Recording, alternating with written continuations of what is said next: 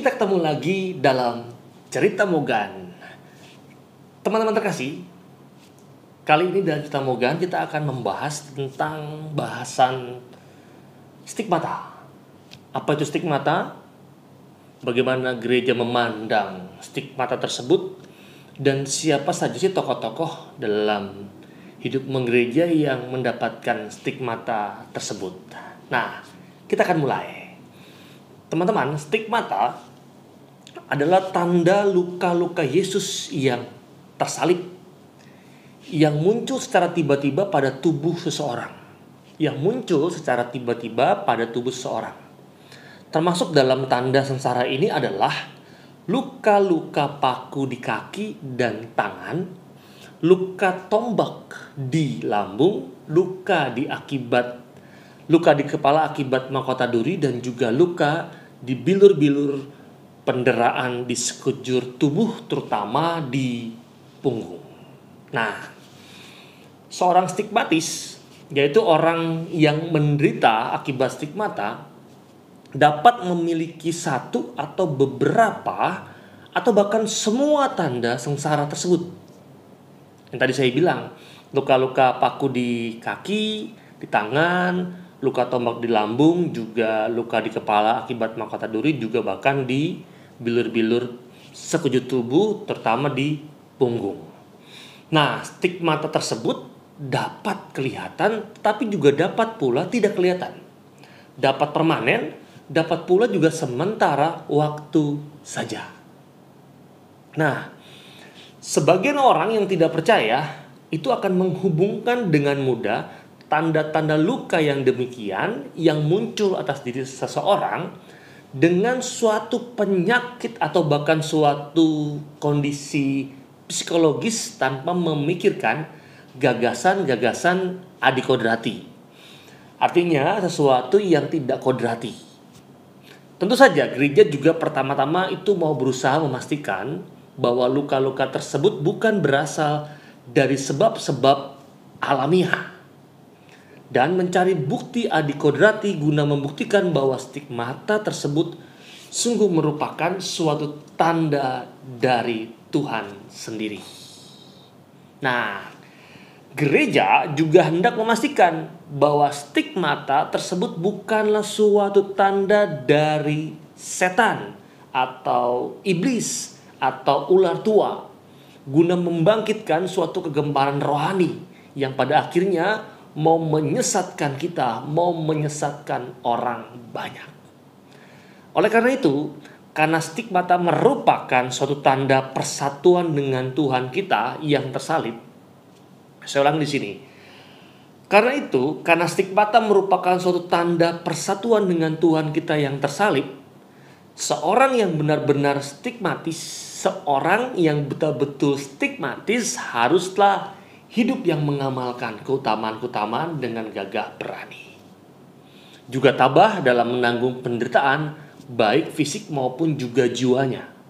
Dan hampir senantiasa mencapai tingkat persatuan ekstasis dengannya dalam doa. Persatuan ekstasis dengan Tuhan dalam doa-doanya. Nah, tanda-tanda luka dari stigmatis yang benar itu sendiri juga berbeda dengan luka-luka yang timbul akibat penyakit. Satu, kita bisa mencatat bahwa stigmatis yang benar sesuai dengan luka-luka Tuhan kita. Sedangkan luka-luka yang timbul akibat penyakit akan muncul secara acak dalam tubuh kita. Yang kedua, stigmata yang benar mencucurkan darah teristimewa pada hari-hari di mana dikenangkan sengsara Tuhan kita Yesus Kristus. Misalnya pada hari Jumat dan Jumat Agung. Sementara luka-luka yang timbul akibat penyakit tidaklah demikian.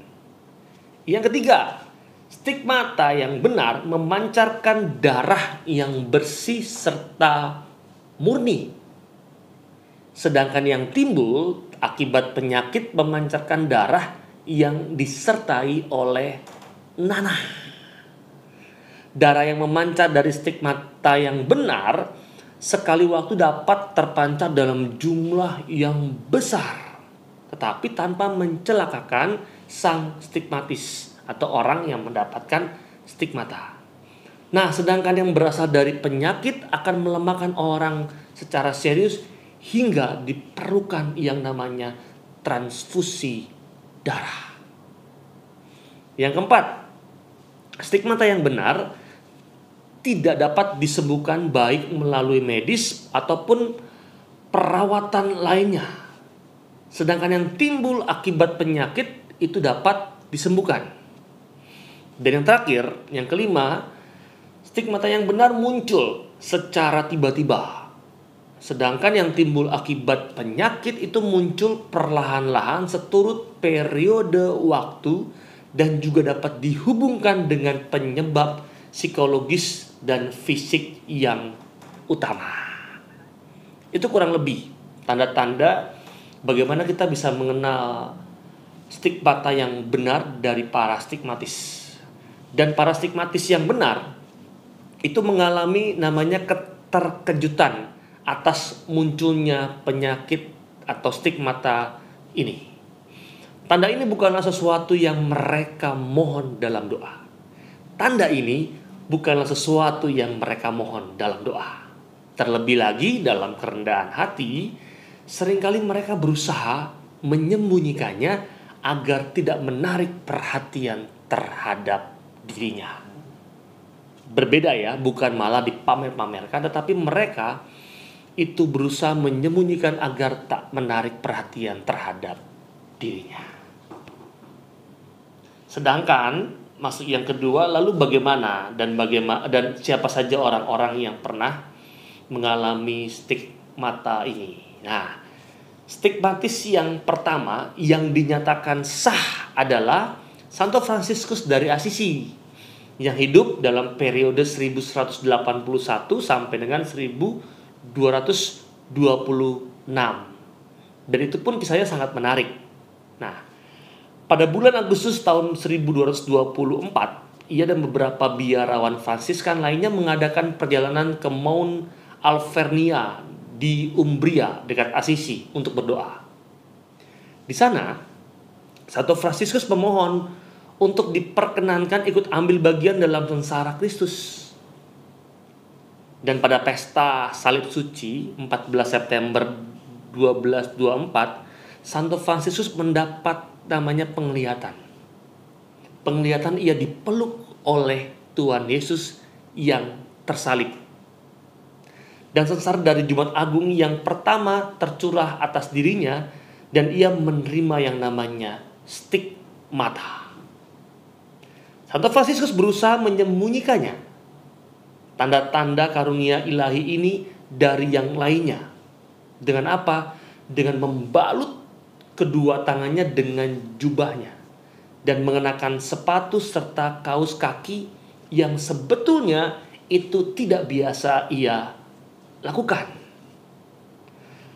Lama-kelamaan rekan-rekan biarawan memperhatikan perubahan dalam cara berpakaian Santo Fransiskus ini dan juga sengsara fisiknya. Maka terungkaplah rahasia stigmatanya. Dan pada akhirnya agar atas nasihat para rekan biarawannya, Santo Fransiskus mulai membiarkan stigmatanya itu terlihat oleh orang lain. Santo Fransiskus mengatakan, tak suatu pun yang memberiku penghiburan begitu besar selain dari merenungkan hidup dan sengsara Tuhan kita. Andai aku hidup hingga akhir zaman, aku tak membutuhkan buku lain. Sudah tentu kasih Santo Fransiskus kepada Tuhan kita yang tersalib yang diungkapkannya melalui perhatiannya kepada mereka yang malang dan menderita mendatangkan karunia stigmata bagi dirinya. Yang kedua itu juga yang terkenal adalah Santa Katarina dari Siena dalam periode hidup 1347 sampai 1380 yang dianugerahi pengalaman-pengalaman mistik dan penglihatan-penglihatan sejak ia masih berusia 6 tahun. Ini yang menarik. Francis Assisi itu berjalan waktunya itu kurang lebih 2 sampai 3 tahun sebelum beliau meninggal, sedangkan Santa Katarina dari Siena itu sudah mulai mendapatkan pengalaman-pengalaman mistik dan penglihatan-penglihatan sejak ia berusia 6 tahun. Dan Santa Katarina juga dianugerahi yang namanya stigmata. Pada bulan Februari 1375, ketika mengunjungi Pisa, ia ikut ambil bagian dalam misa di gereja Santa Cristina. Dan setelah menyambut Komunion Kudus, ia tenggelam dalam meditasi mendalam. Sementara matanya menatap lekat pada salib. Sekonyong-konyong, dari salib datanglah 5 berkas sinar berwarna merah darah yang menembusi kedua tangan, kaki, dan juga lambungnya. Dan itu mengakibatkan rasa sakit yang luar biasa hebat hingga ia jatuh tak sadarkan diri. Santa Katarina dari Siena menerima stigmata yang hanya nampak olehnya saja hingga sesudah akhir hayatnya. Itu yang kedua. Nah, mungkin stigmatis yang ketiga ini yang paling termasyhur adalah Santo Padre Pio. Pasti Anda sudah mendengar dan tidak asing mendengar nama Santo Padre Pio. Nah, Santo Padre Pio ia dilahirkan pada tahun 1887. Dianugerahi penglihatan-penglihatan sejak umurnya masih 5 tahun. Dan sejak usia dini telah memutuskan untuk mengabdikan hidupnya bagi Tuhan. Maka Padre Pio masuk biara Kapusin Fransiskan pada tahun 1903 dan ditabiskan menjadi seorang imam pada tahun 1910. Katanya, "Aku terbakar habis oleh kasih kepada Tuhan dan oleh kasih kepada sesamaku." Dan pada tanggal 5 Agustus 1918, Padre Pio mendapat penglihatan di mana ia merasa dirinya ditikam dengan sebilah tombak. Sudah luka akibat tikaman tombak itu tinggal pada tubuhnya. Kemudian pada tanggal 20 September 1918 ia memanjatkan syukur sesudah perayaan Ekaristi. Ia juga menerima luka-luka Tuhan kita di kedua kaki dan tangannya. Dan setiap hari Padre Pio kehilangan sekitar 1 cangkir darah. Luka-luka itu tidak pernah menutup ataupun bertambah parah. Pula bukannya bau darah, melainkan bau yang harum yang semerbak terpancar dari luka-lukanya. Dan teman-teman terkasih, sepanjang hidupnya, Padre Pio itu memahami benar kedahsyatan sengsara juru selamat kita akibat tangan-tangan mereka yang berada di dalam maupun di luar gereja. Juga akibat dari pengaruh setan atau si jahat. Lalu demikian, Padre Pio mengatakan, "Aku ini hanyalah satu alat dalam tangan Tuhan. Aku berguna hanya jika dikendalikan oleh yang namanya penggerak ilahi atau Allah sendiri." Dan stigmata tinggal dalam tubuh Padre Pio hingga akhir hayatnya. Maka Paulus ke-6 berkata tentangnya, "Lihat betapa masyhurnya dia, betapa seluruh dunia berkumpul sekeliling. Tapi mengapa? Apakah mungkin karena ia seorang filsuf? Atau karena ia bijak? Apa karena ia cakap dalam pelayanan?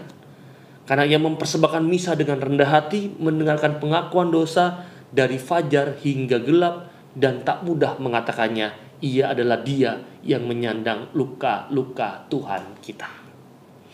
Dan tak banyak sebetulnya teman-teman di antara para kudus yang dianugerahi stigmata. Dan mereka yang dianugerahinya seperti Santo Fransiskus, Santa Katarina, dan juga Santo Padre Pio memahami secara mendalam sengsara Tuhan kita. Sementara stigmata mungkin membangkitkan rasa takjub kita. Tanda itu sendiri dan mereka yang menderitanya hendaknya menjadi inspirasi bagi kita dalam mengejar persatuan yang lebih mesra dengan Tuhan kita. Teristimewa dengan sering menerima sakramen tobat dan menyambut sakramen Ekaristi Kudus. Semoga dipahami dan semoga kita diajak lewat pengetahuan tentang stigmata, semakin lama kita bisa juga membangun hubungan persatuan yang mesra dengan Tuhan. Dan pada akhirnya juga bisa menjadi pelayan yang baik. Dan semoga figur-figur Santo Fransiskus, Santa Katarina, juga Padre Pio menginspirasi kita menjadi orang-orang yang lebih baik. Kita ketemu lagi dalam Tetamogan yang berikutnya, yang tidak kalah menarik. Saya Romo Gandhi, salam.